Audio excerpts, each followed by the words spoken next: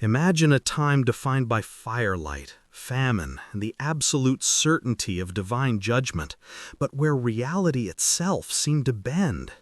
This wasn't just an era of knights and castles, it was a psychological landscape so alien, so deeply strange, that modern historians still struggle to categorize some of its recorded events. We are talking about the Middle Ages, a period spanning 1,000 years of human history, and today we're diving into the moments that defy logic, sanity, and often physics itself. Welcome back to the channel, everyone. I'm Narrator Name, and if you love uncovering the bizarre, forgotten corners of history, you are absolutely in the right place. Before we plunge into the deepest, darkest, and weirdest corners of the past, let me know where you're watching from right now. Are you tuning in from London, Berlin, New York, or maybe somewhere far further afield like Sydney or Mumbai? Drop your location in the comments below. It truly helps us connect this global community of history fanatics. If you haven't done so already, please take just 2 seconds to hit that subscribe button and smash the like button if you appreciate deep dive historical content like this. And most importantly, click that little bell icon so YouTube actually tells you when our next epic journey goes live. Your support keeps these complex historical deep dives coming, and we genuinely appreciate every single one of you. The Middle Ages were not just technologically backward.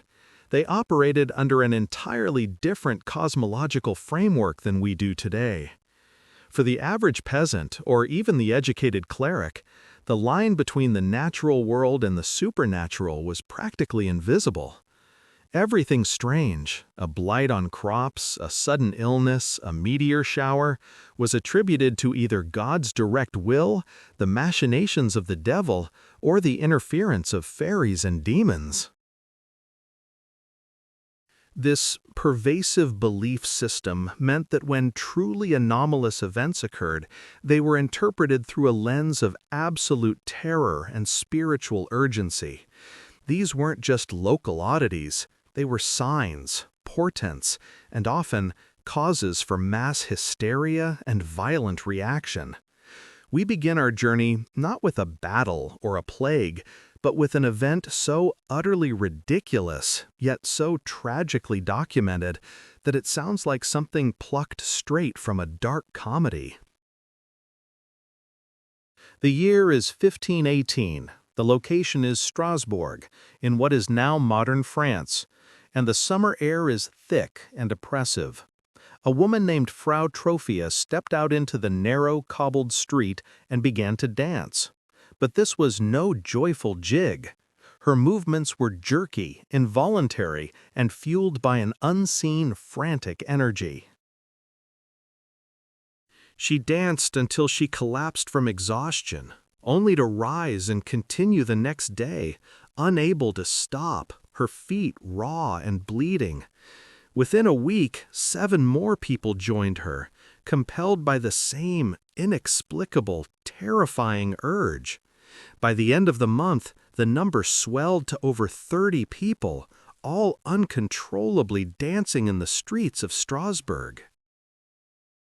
The city fathers, completely bewildered, consulted local physicians who quickly ruled out supernatural causes, claiming instead that the afflicted suffered from hot blood, needing to be danced out.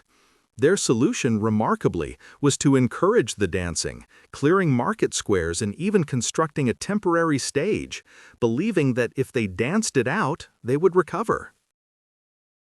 Historical accounts suggest that, at its peak, the plague was killing around 15 people per day, a truly staggering mortality rate for what was essentially a psychological phenomenon.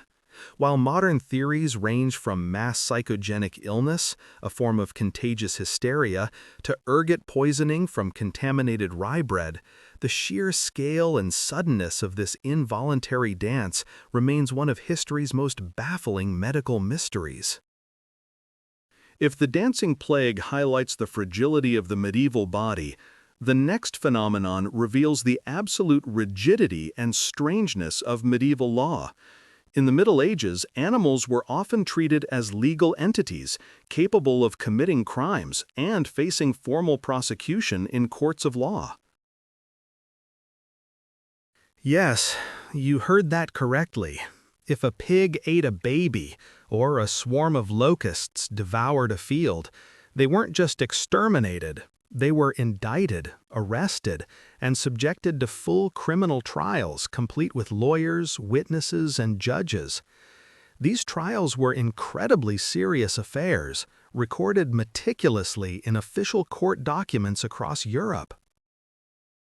One of the most famous examples occurred in 1474 in the town of Savigny, France, where a pig was formally charged with the murder of a child. The pig, dressed in human clothes for the proceedings, was represented by a defense lawyer and subjected to a detailed examination of the evidence. Unsurprisingly, the pig was found guilty and sentenced to be hanged in the public square, a spectacle meant to serve as a moral lesson to both the human and animal populations. But the absurdity didn't end with pigs. Insects were often tried in absentia for crop damage. In one documented case concerning weevils in 1587, the defense lawyer for the insects argued that since his clients were God's creatures, they had the right to survive and feed just like humans. The court, unable to decide, ordered the weevils to vacate the premises and move to a specially prepared, designated field, a truly incredible compromise that shows the commitment to legal process. The persistence of these animal trials, which continued well into the 18th century, shows us how deeply interwoven law, morality, and theology were in the medieval mind. They literally believed that all creatures, even pests, were subject to the human legal system because they were all part of God's ordered universe. Now, while these legal proceedings might seem like pure fantasy, they were a genuine, serious function of governance in that time.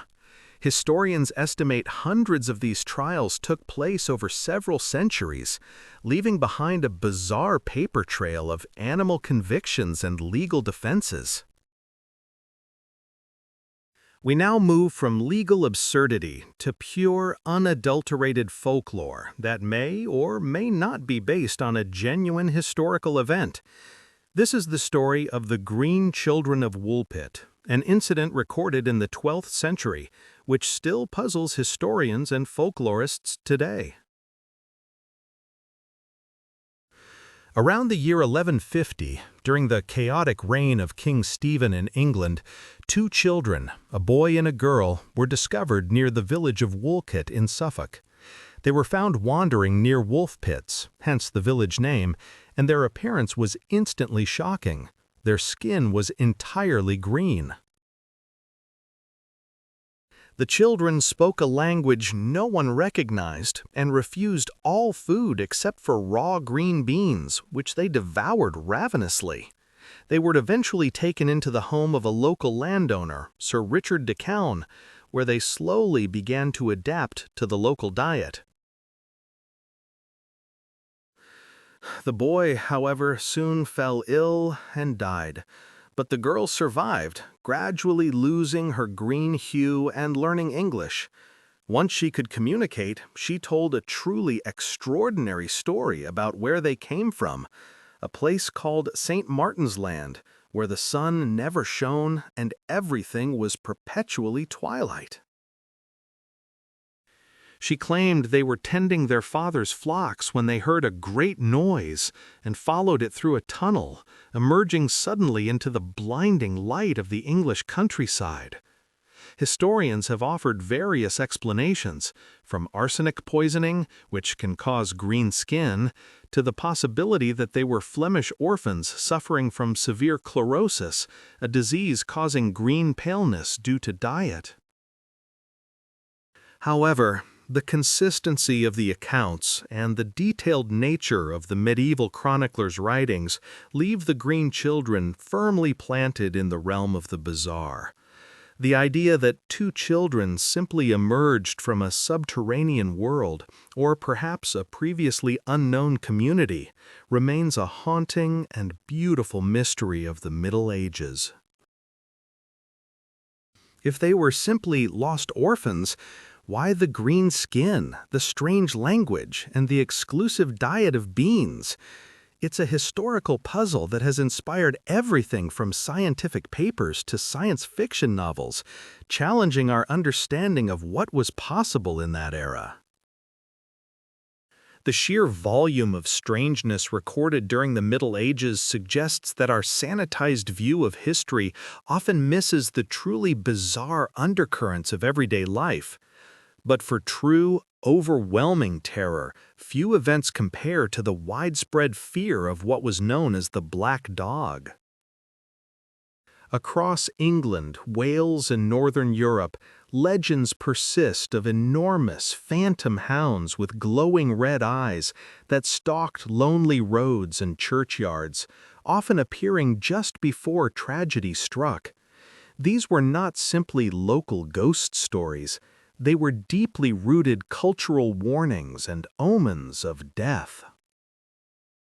The most famous recorded instance involves the town of Bungay and Blythburgh in Suffolk, England, on August 4, 1577, during a terrible thunderstorm. A monstrous black dog, described as being larger than any bear, suddenly appeared inside the Holy Trinity Church in Blythburgh during service. These events were documented by chronicler Abraham Fleming, who published an account titled A Strange and Terrible Wonder, cementing the black dog's place in history as a genuine, terrifying omen. Whether this was a misunderstood electrical phenomenon, mass panic, or something truly inexplicable, the fear it generated was very real. The marks supposedly left by the creature in Blythburgh Church remain visible today, a silent reminder of that terrifying summer day in 1577 when the boundary between the natural and the monstrous seemed to dissolve entirely. But speaking of dissolving boundaries, let's talk about a bizarre phenomenon where people literally believed they could turn into animals. The belief in lycanthropy, or the ability to transform into a wolf, was not just folklore during the Middle Ages.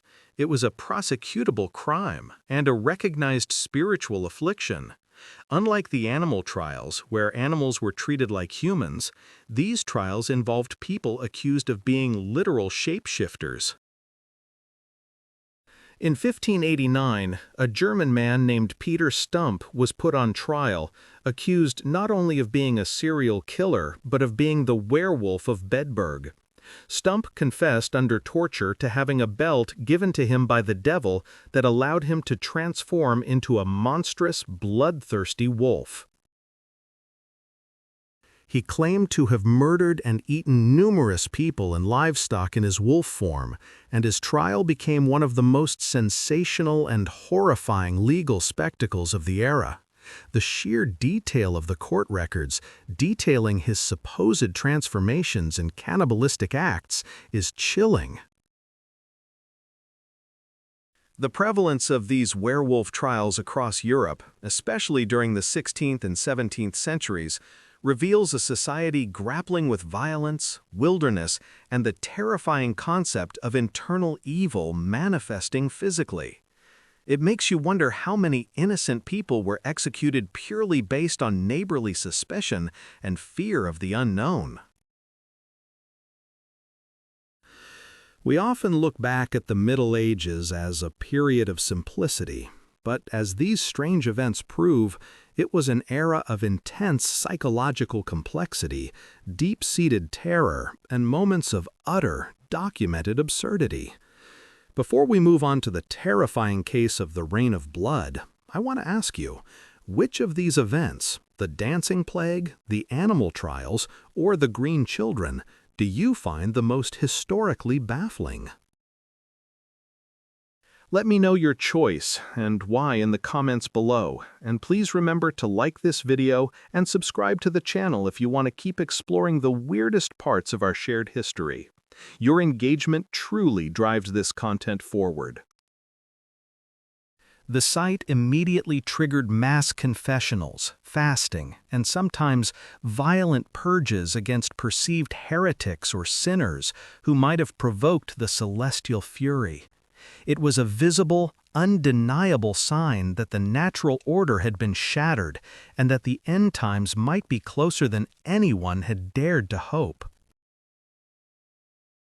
The most common culprit is often Saharan dust, carried thousands of miles across the Mediterranean and Atlantic by powerful air currents, which mixes with water vapor to create a muddy, reddish precipitation.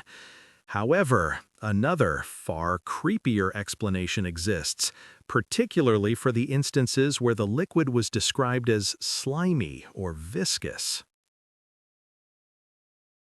This pervasive fear of the natural world manifesting in terrifying, unexplained ways wasn't limited to the skies. It was often found right on the dinner plate. The medieval diet, heavily reliant on grains like rye, was the perfect host for a silent, invisible killer that caused some of the most bizarre and agonizing mass hysterias in recorded history. I am talking about ergotism, or as it was known throughout the Middle Ages, St. Anthony's fire. It is a poisoning caused by consuming grains contaminated with the ergot fungus, Claviceps purpurea, which thrives on damp rye. Limbs would turn black, shrivel, and often fall off without the need for amputation, essentially mummifying the patient while they were still alive and conscious. But perhaps the most historically significant, and certainly the strangest, manifestation was the convulsive form, which directly mimics severe psychological breakdown. Victims would suffer violent spasms, terrifying hallucinations, psychosis, and manic delirium, often believing they were being attacked by demons or experiencing divine visitation. Sound familiar? Historians now widely suspect that many documented cases of supposed demonic possession, mass hysteria, and even some smaller localized dancing plagues were, in fact, outbreaks of acute ergot poisoning. Imagine witnessing your entire village suddenly descend into a collective hallucinatory madness, writhing and screaming about Satan, all because of a fungus you couldn't even see in your bread. The impact on religious belief was profound. If the symptoms were hallucinations, how could the priests distinguish between genuine demonic influence and a simple bad batch of rye? One particularly disturbing example is the case of localized outbreaks in 10th century France, where sufferers were often taken to the shrines of St. Anthony, whose monks specialized in treating the victims. The monks, of course, didn't understand the fungal cause, but their care, often involving better food and wine, which lacked the contaminated rye, sometimes allowed the symptoms to subside. This apparent miraculous recovery only reinforced the belief that the affliction was spiritual, a test sent by God or a curse lifted by the saint's intervention. This cycle of biological poisoning, misinterpreted as supernatural warfare, continued for centuries, shaping medical practice, religious dogma, and criminal justice. It highlights the dangerous interplay between ignorance and fear, where a simple agricultural problem could literally drive people mad and lead to accusations of witchcraft or heresy. It makes you wonder how many historical events we attribute to mass hysteria or genuine supernatural phenomena were simply the slow, agonizing work of a tiny, silent mold. Would it be the undeniable sign from the heavens, or the internal horror of losing control of your own mind and body? Let me know your detailed thoughts in the comments section below. And if you are enjoying this deep dive into the historical abyss, please take a moment to hit the like button, share this video with a fellow history enthusiast, and make sure that bell notification is switched on so you don't miss our next exploration. Your support keeps these forgotten histories alive.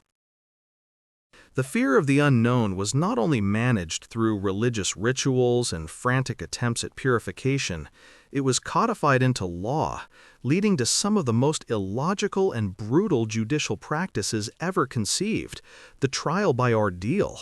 When physical evidence was absent or the testimony conflicted, medieval courts relied entirely on the judgment of God to determine guilt or innocence.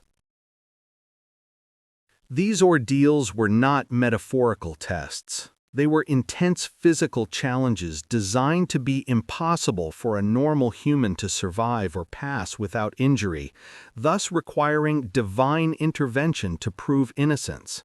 The underlying logic was simple, yet chilling. A truly innocent person would be protected by God, while the guilty would suffer the expected physical consequences. Consider the ordeal of hot iron, a common practice used to resolve serious criminal accusations, particularly those involving treason or murder. The accused was forced to carry a searing hot iron bar, often weighing several pounds, for a predetermined distance, usually 3 paces. Immediately afterward, the hand was bandaged and sealed by a priest, and 3 days later, the bandages were removed in front of the court. If the wound was clean, healing, and showed no signs of infection, the accused was declared innocent, having been protected by divine grace. The logic here was based on the premise that pure water, having been blessed, would reject anything impure or evil. If the accused sank, proving the water accepted them, they were deemed innocent and quickly pulled out, hopefully. If the accused floated, proving the water rejected their wicked soul, they were immediately deemed guilty and faced execution, usually by burning. It was a literal no-win situation, an institutionalized coin flip with death as the stakes, perfectly illustrating the medieval reliance on magical thinking to govern human affairs. While the legal system relied on water rejecting the guilty, sometimes the human body itself seemed to reject sanity.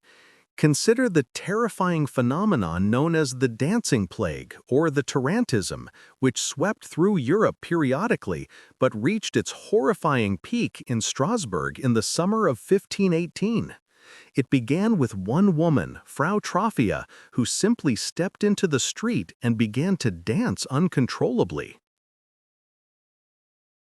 Historians and doctors of the time were utterly baffled, offering explanations ranging from hot blood to divine retribution, completely missing any psychological component. Instead of isolating the afflicted, the city authorities decided, in a move that seems insane to modern sensibilities, that the best cure was to let them dance the mania out. They cleared public halls and built a temporary stage, even hiring musicians to keep the tempo going, believing this physical purging would somehow break the spell. This decision, predictably, backfired spectacularly, accelerating the crisis rather than alleviating it. People were literally dancing themselves to death, suffering heart attacks, strokes, and fatal dehydration under the brutal summer sun. Estimates suggest that at its peak, roughly 15 people were dying every single day from this inexplicable, relentless physical exertion. Modern research largely dismisses theories of poisoning by ergot fungi, which causes spasms and hallucinations, because the symptoms described, primarily relentless, agonizing movement without the associated hallucinations, don't fully align. The current consensus points toward a phenomenon known as mass psychogenic illness or mass hysteria, triggered by intense stress, fear, and widespread famine that had plagued the region. This was a physical manifestation of collective despair, a terrifying example of how psychological trauma can literally commandeer the human nervous system. If the fear of an invisible plague could drive hundreds to dance to death, imagine the medieval reaction when animals were accused of committing capital crimes. Yes, you heard that correctly. Animals were regularly arrested, interrogated, tried, and sometimes executed in formal courts of law throughout the Middle Ages, often complete with lawyers and witnesses. This practice, known as judicium animalium, provides a bizarre window into medieval jurisprudence where the lines between human and beast, moral responsibility and instinct were dangerously blurred. The most common defendants were often pigs, primarily because they lived in close proximity to humans and had a terrifying tendency to attack and even consume unattended infants. In 1457, a sow and her 6 piglets were put on trial in Savigny, France, after the sow killed and mutilated a 5-year-old child. The sow was found guilty, condemned, and dressed in human clothes before being publicly hanged, but the piglets were acquitted, possibly due to their young age and lack of intent. The court records for these trials are astonishingly detailed, often including arguments based on biblical precedent and careful consideration of the animal's alleged mens rea, or guilty mind. But the courts didn't just target livestock. Sometimes the culprits were far smaller and much harder to catch. We have records of trials held against swarms of destructive insects like weevils, rats, and even slugs, which were tried in ecclesiastical courts for ruining crops. In a famous case from 1587, French lawyer Bartholomew Chassenet was appointed to defend a colony of weevils accused of destroying local vineyards. Chassenet argued brilliantly that the weevils should be granted safe passage and a dedicated plot of land to relocate, citing God's provision for all creatures. This legal maneuvering was not a joke, it was a deeply serious attempt to apply human moral and legal structures to the natural world. This whole idea of hiring a lawyer for a bug is wild, right? Tell me in the comments, if you were the judge in that weevil trial, would you have accepted Chassenet's argument to grant them land, or would you have demanded the execution? Why bother with such elaborate legal theater for a pest? The underlying logic was twofold. First, it maintained the appearance of a perfectly ordered, God-centered universe where every transgression, whether human or animal, must be accounted for by law. Second, it provided a mechanism for social control, reminding people that even the most basic forces of nature were subject to human justice and divine oversight. These trials served as spectacular public rituals, reinforcing the authority of the church and the state by demonstrating their power to subdue the chaotic elements of the world. It was a terrifying display of how medieval society interpreted disaster and misfortune not as random chance, but as moral failing requiring formal legal retribution. This brings us to another terrifyingly strange element of medieval life, the widespread and deeply institutionalized fear of the supernatural, specifically the widespread belief in vampires and the undead.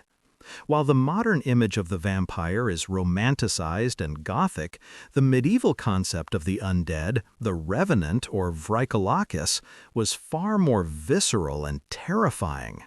These were not sexy, sophisticated creatures, but bloated, foul-smelling corpses that rose from the grave to prey on their living relatives, spreading disease and general misfortune.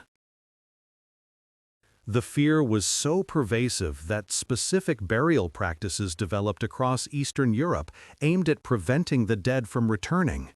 Archaeological evidence confirms these desperate measures, showing graves where bodies were mutilated, decapitated, or pegged down with stones or iron stakes driven through the chest or limbs. In one chilling example discovered in Poland, a corpse was found with a sickle draped across its throat, intended to decapitate the body should it attempt to sit up. Before we move on to the bizarre medical cures medieval people devised to combat these unseen horrors, please pause for just a second. If you're finding this deep dive into medieval madness fascinating, hit that like button, share this video with a fellow history nerd, and most importantly, subscribe and ring the notification bell so you don't miss the next chapter of this strange history. The instruments used for surgery were crude. Rusty knives, unsterilized saws, and cauterizing irons, all applied without modern anesthetics, save for perhaps a strong dose of wine or opium poppy extract. It's difficult for us, looking back, to fathom the sheer agony patients endured in the name of restoration, believing that pain was proof the treatment was working. This humoral theory was also deeply intertwined with astrology, meaning the timing of any intervention, be it a simple herbal remedy or a major surgical incision, had to align perfectly with the movements of the planets. If the body was a microcosm of the universe, then external cosmic forces absolutely dictated internal physiological health, adding another layer of complexity to diagnosis. But what happened when the illness wasn't merely physical, but seemed to consume the mind and the community simultaneously? They concluded that the victims suffered from hot blood needing to be danced out, prescribing more dancing, hiring musicians, and clearing public squares for the afflicted. This decision, predicated on a faulty understanding of both the body and mass psychology, only fueled the terrifying phenomenon, turning a localized panic into a catastrophic social event. When humoral treatments failed spectacularly, particularly in cases involving mental illness, fits, or sudden unexplainable deaths, the diagnosis shifted dramatically from the physical body to the spiritual soul. These were no longer imbalances of phlegm or bile. These were attacks by demonic forces, requiring the intervention of the church and the terrifying ritual of exorcism. The line between physician and priest blurred completely, and bizarrely, the legal system often got involved, especially if the afflicted person was deemed a threat to public order, or if the illness manifested as blasphemy. Imagine being legally tried for being sick, a concept that seems absurd today, but was a grim reality centuries ago. This leads us to one of the most chilling documented cases where medieval medicine, law, and superstition collided: the curious case of the animal trials. Yes, you heard that correctly. Animals were formally arrested, subjected to court proceedings, assigned legal counsel, and often sentenced to death or banishment, sometimes involving public execution. These were not symbolic gestures. These were serious, documented legal events occurring across Europe from the 13th through the 18th centuries. The most frequent defendants were pigs, often charged with murder for attacking and killing infants left unsupervised near sties, a tragically common occurrence in densely packed medieval villages. The pig would be dressed in human clothing, paraded to the courthouse, and if found guilty, publicly hanged or burned, sometimes alongside the executioner. But the trials weren't limited to large livestock. Sometimes entire colonies of insects or rats were summoned to ecclesiastical court for crimes like crop destruction or spreading plague. In the case of insect trials, since the defendant couldn't physically attend, a prosecutor would argue the case against them, and a defense lawyer, yes, a real paid lawyer, would be appointed to speak on the vermin's behalf. The defense attorney often pleaded mitigating circumstances, such as the animal's lack of moral understanding or their right to subsistence granted by God. Imagine the scene: a respected jurist passionately arguing that the weevils were merely following their natural instincts and should therefore be acquitted, while the judge gravely considered the legal precedent. This level of bureaucratic absurdity highlights a core medieval belief that the natural world operated under the same divine and legal framework as humanity. They truly believed that if an animal committed a crime, it was either possessed by a demon or had willfully violated God's law, thus deserving human punishment. It makes you wonder, if you were a medieval defense attorney assigned to defend a swarm of locusts accused of devastating the local grain supply, what would be your opening argument? Let me know your best defense strategies in the comments below. I'm genuinely curious what legal loopholes you could exploit in the 15th century. The animal trials are a perfect snapshot of a society desperately trying to impose order on chaos, using the only tools they possessed: formal legal structure and absolute faith. But this desire for control wasn't limited to punishing wayward livestock. It extended deep into the regulation of everyday human life, particularly concerning food and drink. The medieval authorities were obsessed with ensuring the quality and honesty of basic sustenance, creating stringent laws that strike us today as wildly disproportionate to the offense. In England, the most famous example was the assize of bread and ale, a law designed to standardize the price, weight, and quality of these two staple commodities that formed the foundation of the medieval diet. A baker caught shortchanging a customer on the weight of a loaf, or a brewer diluting his beer, faced far harsher penalties than a simple fine. These crimes were often seen as a betrayal of public trust, threatening the very stability of the community, and the punishments were designed to be publicly humiliating and terrifying. A dishonest baker might be dragged through the streets tied to a sledge, or, more famously, forced into the pillory, where they were pelted with the very stale bread they had cheated the public with. The severity underscores how precarious life was. A bad harvest or a dishonest food vendor could mean starvation for the poorest citizens, turning food regulation into a matter of life and death. From prescribing more dancing as a cure for mass dancing hysteria, to assigning lawyers to argue on behalf of rats, and publicly shaming bakers with their own substandard goods, the medieval period presents a continuous, bewildering tapestry of logic and superstition. It is a world where the search for order often led to the most extraordinary forms of public spectacle and legal maneuvering.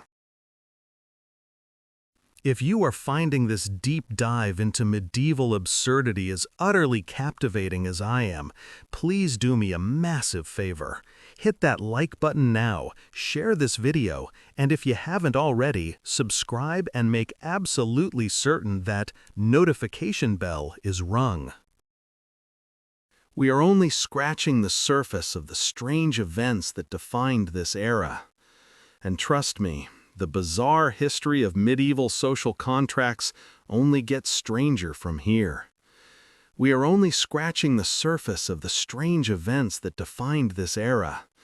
And trust me, the bizarre history of medieval social contracts only gets stranger from here.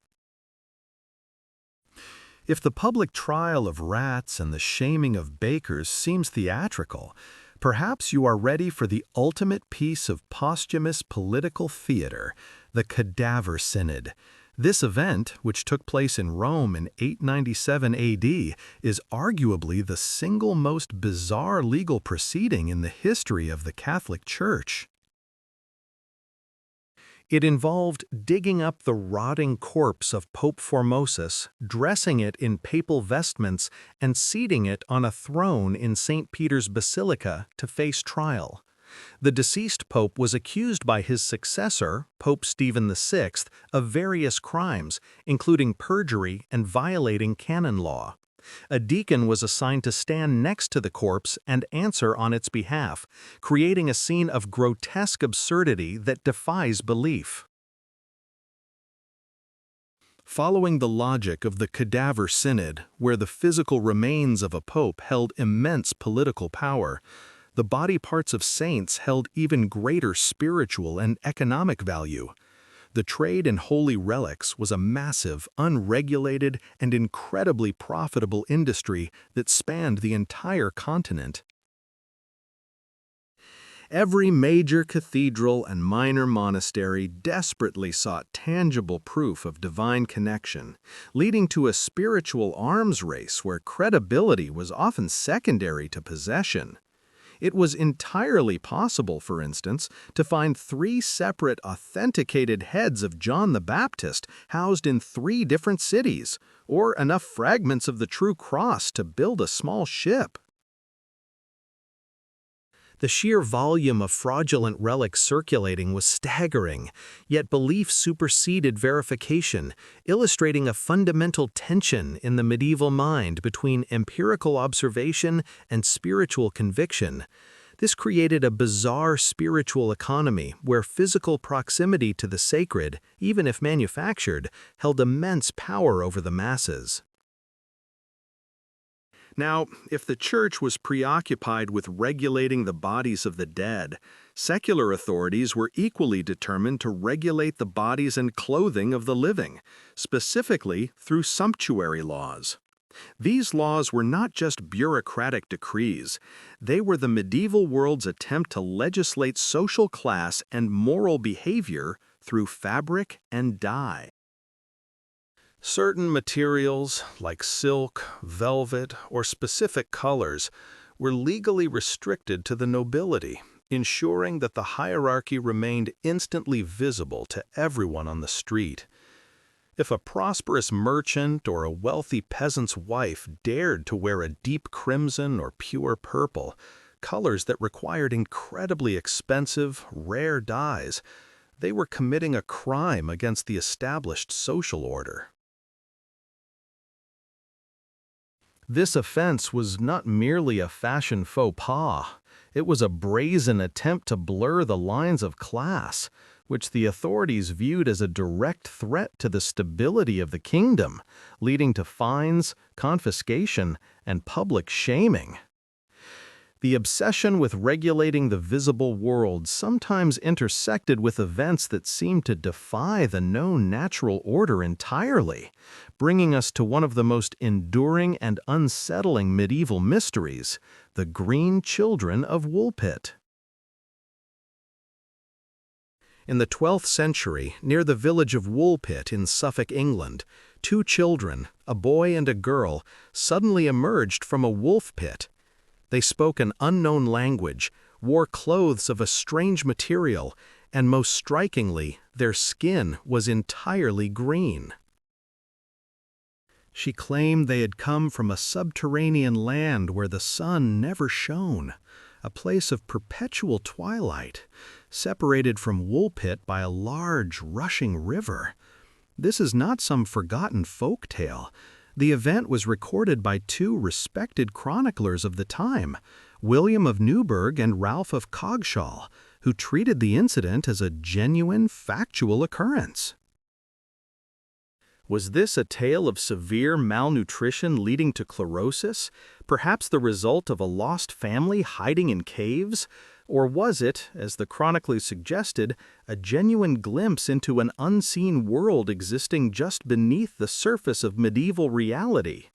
The sheer ambiguity of the Green Children's story forces us to constantly recalibrate our understanding of what was considered real and possible during this era.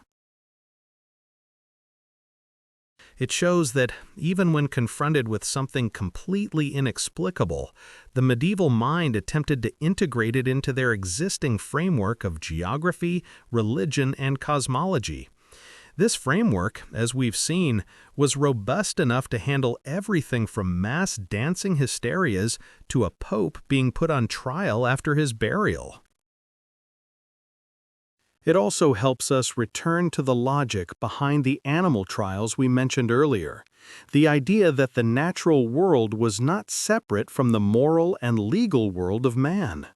If a mysterious green child could be integrated and interrogated, then surely a destructive animal could be held legally accountable for its actions. The trials were meticulously carried out. Pigs that killed children were arrested, assigned counsel, tried in human courts, and often executed publicly, sometimes dressed in human clothes as a final humiliation. Insects, like weevils or locusts that destroyed crops, were not executed, but rather excommunicated by the church, ordered to leave the territory, and threatened with divine punishment if they failed to comply. This wasn't just superstitious panic, it was a deeply ingrained legal framework that saw animals as morally culpable beings, capable of malice and subject to human and divine law. It provided the medieval people a sense of control over the chaotic natural world, allowing them to address famine and plague not as random disaster, but as a judicial problem requiring a formal legal solution. This brings up a fascinating point about how different cultures define justice. If you had been a medieval judge tasked with sentencing a swarm of destructive locusts, what specific punishment or form of exorcism do you think would have been most effective? Let me know your theories in the comments section right now. I want to read your best medieval legal strategies for dealing with pests. If you are enjoying this deep dive into the truly bizarre corners of history, please take a moment to hit that like button, share this video with a friend who loves strange history, and if you haven't already, subscribe and make absolutely certain that notification bell is rung so you don't miss the next chapter.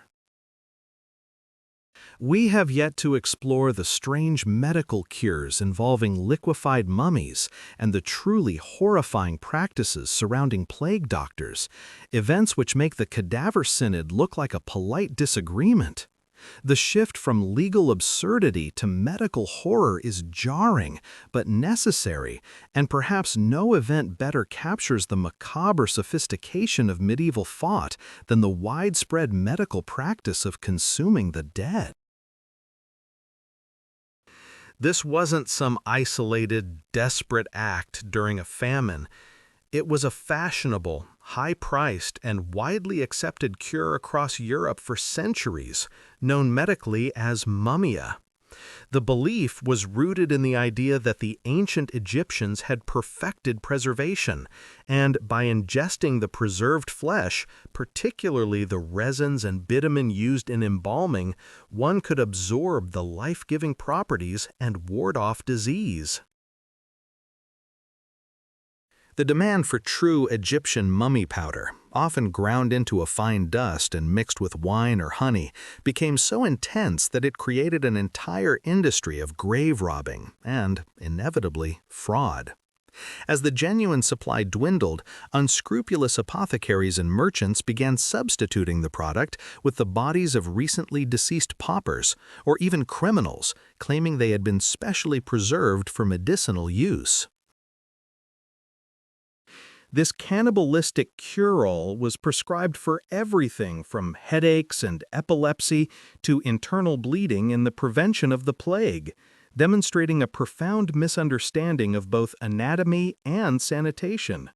The medical establishment of the time genuinely believed that consuming human remains transferred vital essences, a horrifying precursor to modern organ donation, but executed with zero scientific basis and tremendous risk.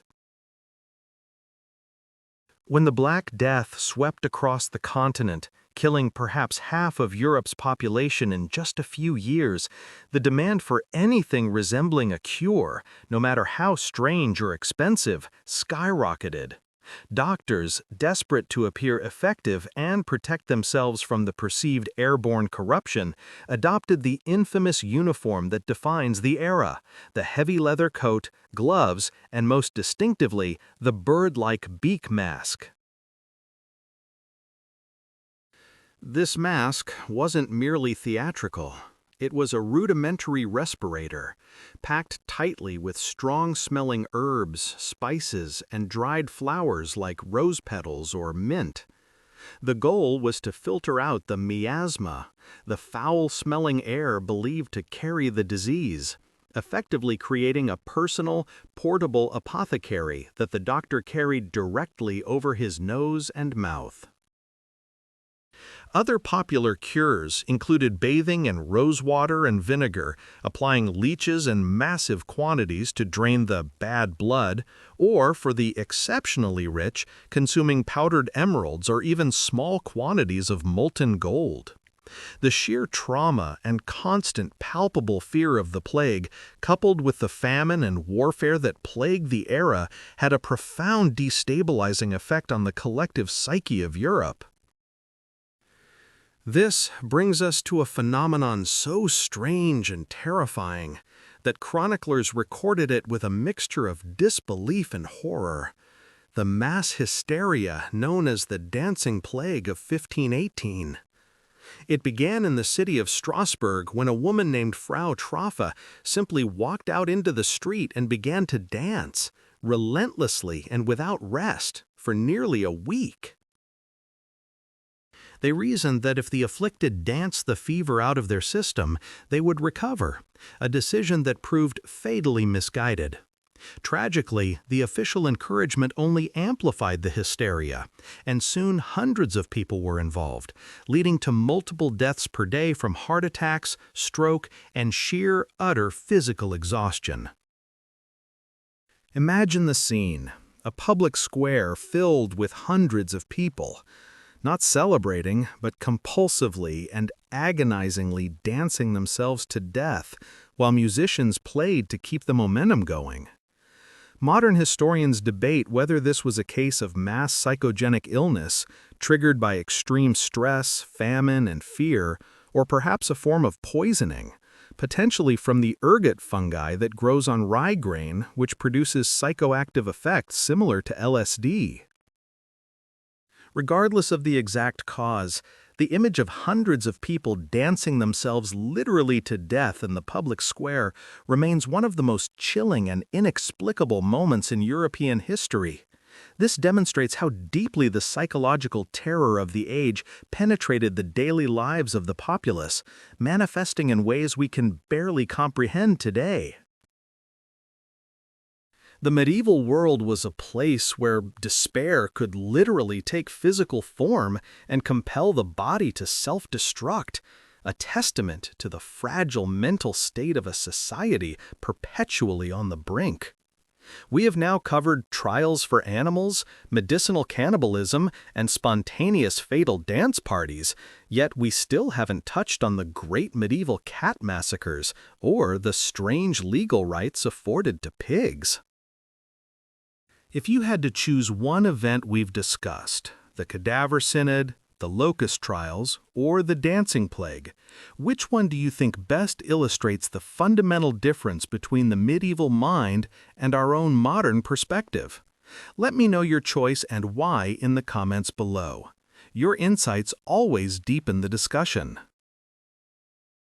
Before we dive into the next truly unbelievable legal case involving a pig dressed in human clothes, please remember to hit that like button, share this video, and if you haven't subscribed yet, hit that button and ring the bell to ensure you are notified the moment the next chapter drops. The legal system's preoccupation with applying human law to the non-human world didn't end with insects. It extended to every animal that crossed the threshold of human society, particularly those that committed crimes against people. While the trials of weevils and moles were often carried out by ecclesiastical courts, the trial of farm animals, pigs, cows, and occasionally horses, were usually handled by secular courts, complete with lawyers, witnesses, and even executioners. These animal defendants were often treated with astonishing legal seriousness, sometimes even being assigned a defense attorney to argue their case against the charges of murder or assault. The most frequently accused and condemned animal was, without question, the pig, largely because pigs roamed freely in villages and were prone to attacking and consuming unattended infants, an unfortunately common tragedy of the era. One of the most famous and well-documented cases occurred in 1457 in Savigny-le-Vicomte, France, involving a sow and her litter. The sow was charged with the murder of a 5-year-old child, and the subsequent trial was conducted with the meticulous detail one would expect in a high-stakes human felony case. The court, sitting in judgment, found the sow guilty of murderous assault and consumption of human flesh, delivering a sentence of death by hanging. However, the sow's litter of 6 piglets, who were also present at the scene but were deemed merely accomplices by association, were initially included in the death sentence. The defense attorney assigned to the piglets successfully argued that their youth and lack of malicious intent should spare them the gallows, pleading for clemency based on their undeveloped moral compass. This practice of dressing the condemned animal was not just for spectacle. It served as a profound moral lesson intended to reinforce the legal boundaries between man and beast, even when the beast was on trial. The entire process highlights a profound theological and legal struggle within the medieval mind. How do you reconcile the concept of free will and sin, which required punishment, with creatures that were supposedly driven only by instinct? The very act of assigning legal culpability suggests a belief that these animals possessed some form of moral understanding, or at the very least, they were tools of the devil that needed to be ritually purged from the community. These trials were not just about punishing a destructive animal, they were public performances designed to restore order, demonstrate the reach of divine and secular law, and reinforce the community's sense of control against the chaos of the natural world. But if we step back and look at the vast landscape of medieval strangeness, the animal trials are just one meticulously preserved piece of a much larger, darker mosaic.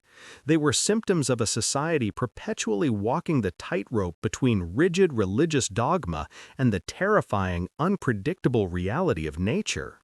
The medieval world was a place where plague could wipe out half a continent, where crops failed without explanation, and where the boundaries between magic, science, and God were constantly blurring. In such a world, where the devil was an active participant in daily life and invisible forces governed fortune, it became absolutely essential to categorize and control every element, even the farmyard pig or the common field mouse. When chaos erupted, whether through a plague of insects or a murderous sow, the legal system, the highest expression of human order, had to respond to restore the cosmic balance. This need for ritualistic control extended far beyond the courtroom and permeated every aspect of life, giving rise to other events that defy modern understanding. Think, for instance, of the sheer horrifying absurdity of the dancing plague of 1518, where hundreds of people in Strasbourg simply began to dance uncontrollably in the streets, unable to stop until they collapsed from exhaustion or died from heart attacks or strokes. Was this a genuine medical condition, a form of neurological disorder triggered by stress? Or was it a psychosomatic response, a mass hysteria driven by famine and fear of divine judgment? We still debate the exact cause, but what remains undeniable is the terrifying power of collective belief and anxiety, the way fear can physically manifest and spread like a contagion through a vulnerable population. That event alone, the sight of hundreds of people dancing themselves literally to death, tells us more about the psychological fragility of the era than 1,000 historical documents on trade routes or royal lineage ever could. It reveals a deep-seated vulnerability, a communal nerve ending exposed to the elements, ready to spark into catastrophic irrationality at the slightest provocation. This capacity for collective delusion is perhaps the most unsettling common thread running through the strangest medieval events, suggesting that the line between order and madness was wafer thin. And what about the sheer volume of exorcisms and witch hunts that followed? While the height of the witch craze came later, the seeds were sown in this era, fueled by the same desperate need to assign blame and purify the community when things went wrong. If the pig was not guilty on its own, perhaps it was merely an instrument, a vessel for the true enemy, the devil or his human agents. Every unusual occurrence, every streak of bad luck, every stillborn child, and every failed harvest had to be explained, not just statistically, but morally. Because if God was just, then suffering must be deserved, or inflicted by an identifiable evil source. It is this pervasive need for meaning, even in the face of the meaningless horror of existence, that binds these strange stories together into a compelling human drama. When we look back at these trials, or at the bizarre processions to ward off pests, or even at the complex legal maneuvering required to excommunicate a swarm of locusts, it is easy to dismiss the people of the Middle Ages as hopelessly superstitious or intellectually inferior.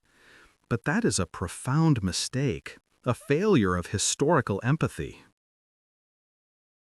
They were not stupid. They were operating within a fundamentally different epistemological framework, a universe where the spiritual and the physical were not separated by the clean, rational lines we draw today. Their logic was sound within their system.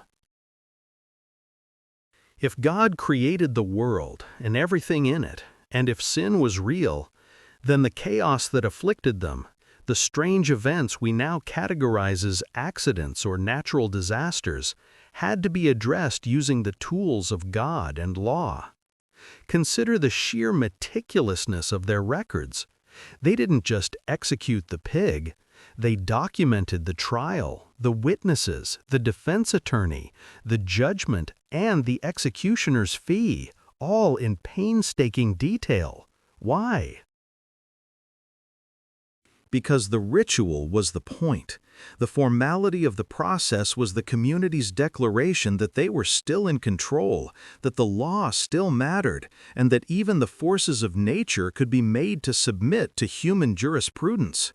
This dedication to documentation turns these events from mere folklore into legitimate, if bizarre, historical artifacts. They are proof, etched in parchment, that human beings will always seek structure, meaning, and accountability, even when dealing with entities that cannot possibly understand the indictment. But let's bring this back to the present moment, to you, the audience, sitting there watching this history unfold. We might think we have escaped such irrationalities, that our modern secular legal systems are immune to such strange interventions. Yet, do we? Really? Think about the ways we personify modern chaos, the moral panic surrounding certain technologies, the way we anthropomorphize complex financial forces, or the immediate, visceral need to find a single, identifiable villain when a global crisis hits. We still seek simple moral answers for complex, systemic failures. While we no longer put animals in the dock, We still engage in ritualistic purging of perceived moral threats, using political and social mechanisms instead of the gallows, but driven by the same foundational anxiety, the fear of the uncontrollable. The medieval mind, in its deepest, darkest corners, was wrestling with the same questions we struggle with today. How do you live in a world defined by suffering? How do you maintain order when the natural world constantly threatens to reclaim its dominance? And most importantly, how do you define justice when the perpetrator is not an equal? The answers they arrived at were strange, often horrifying, and sometimes deeply moving in their misplaced sincerity. They remind us that history is not a steady march towards enlightenment, but a winding path full of strange detours and moments of profound, shared confusion. These stories are not just historical curiosities. They are mirrors reflecting the enduring human need to impose narrative structure onto the randomness of existence. We've explored the condemned pigs, the dancing masses, the excommunicated insects, and the sheer legal gymnastics required to maintain the illusion of control against the chaos. Each story, no matter how absurd, is a testament to the resilience and the terrifying vulnerability of the human psyche under pressure. It shows us that when the stakes are high, when survival is threatened, the human capacity for extraordinary ritual, for profound belief, and for collective delusion knows no bounds. These events were their way of coping, their desperate attempt to shout back at the void and declare that humanity, guided by law and faith, still held the reins. But now, I want to hear from you. We've covered everything from the trials of the weevil to the plague of uncontrollable rhythm. Which of these strange medieval events, in your opinion, was the most unsettling? Was it the idea of a pig being dressed for execution and hanged in public? Or the terrifying thought of mass hysteria causing hundreds to dance themselves to death? Let me know your thoughts in the comments below, and tell me why that particular event resonated the most with you. Your insights always add so much to the discussion, and I love reading the historical and philosophical debates that spark up down there. If this deep dive into the bizarre corners of history has captured your imagination, please take a moment to hit that like button. It's the best way to support the channel and ensure we can continue uncovering these hidden, strange truths. Share this video with someone you think would appreciate the sheer absurdity of history. And if you haven't already joined our community of history enthusiasts, make sure you subscribe right now. Don't forget the most important step: hit that bell notification icon. Turning on the bell ensures you are the first to know the moment our next long-form documentary drops, so you don't miss any of the strangest, most compelling stories the past has to offer. Thank you so much for watching, for exploring these strange, difficult histories with me, and for keeping the memory of these bewildering moments alive.